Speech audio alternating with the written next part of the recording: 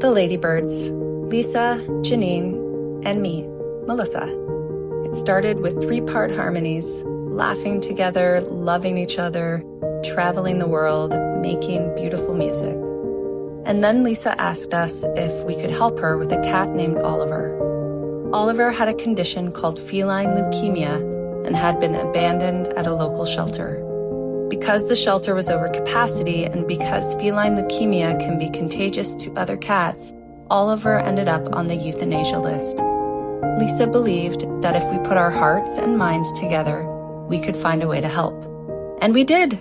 We found Oliver a foster home, a vet to treat his condition, and finally a loving forever home where he ended up living a long and happy life. This experience was so gratifying that we decided to do it again.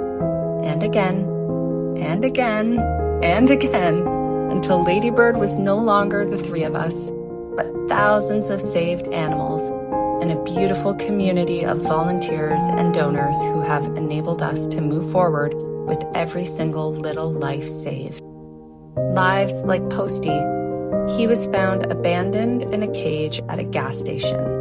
He suffered from unimaginable neglect, dealing with many untreated ailments and infections, open wounds filled with maggots and extremely dirty matted fur.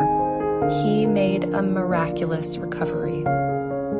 And Marley, who also suffered from extreme neglect, as well as being severely matted, his teeth were so rotten that he couldn't close his mouth and his little tongue would stick out. He was in a lot of pain. After surgery and proper medication, this young cat officially had a bright future. Rita, the goat, was found as a stray and picked up by a city shelter. She now lives with her goat and alpaca friends at her Ladybird Farm foster home.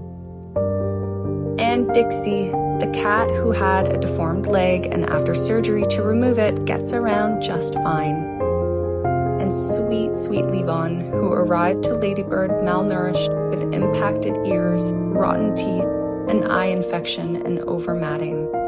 His recovery was a long and harrowing road, but it took no time for him to show us his playful and trusting nature. We never forget the little critters here at Ladybird.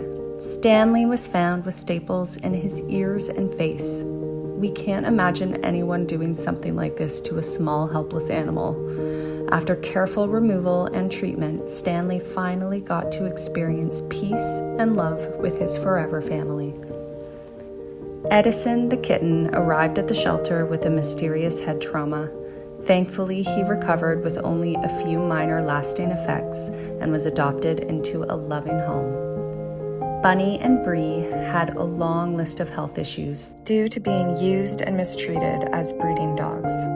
They now live comfortably and happily together as Ladybird permanent residents.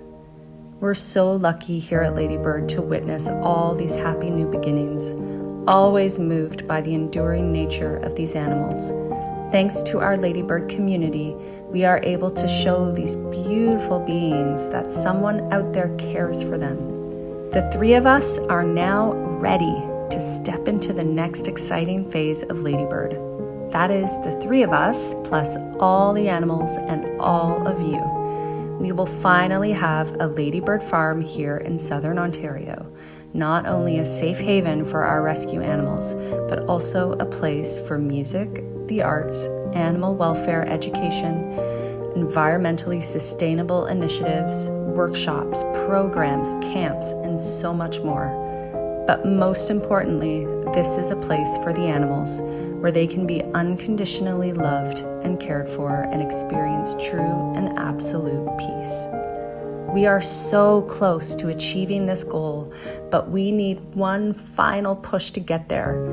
The Desnoyers Family have generously agreed to match all of your donations up to $200,000, which will finally push us to our monetary goal and allow us to purchase property in 2026 for Ladybird Animal Sanctuary.